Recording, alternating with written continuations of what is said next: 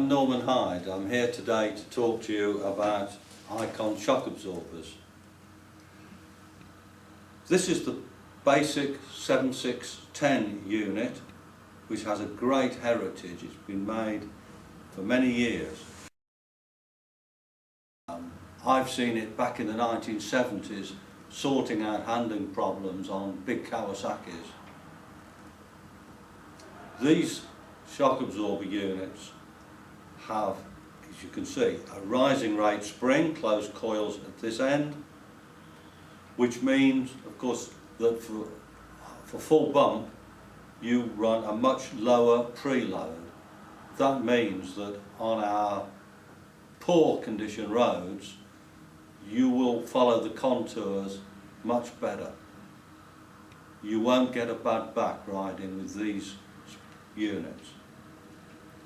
On these the body is chrome, the springs are black. There are alternatives. You can have an all black unit. You can have all chrome units.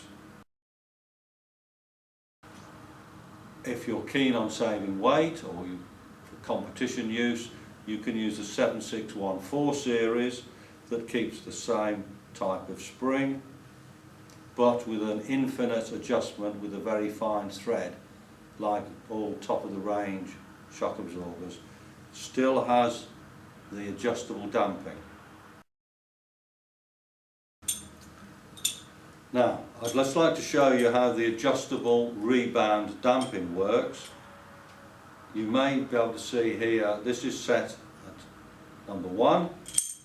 That is its lightest damping, so we can work it like this. A simple click of the thumb wheel.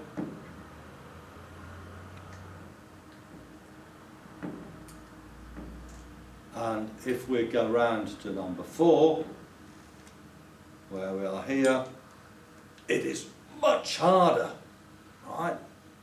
This means that if you have a pillion or heavy luggage, it will still steady the bike out in the way that you want it to. The new unit to the range is this one, which is the basics unit.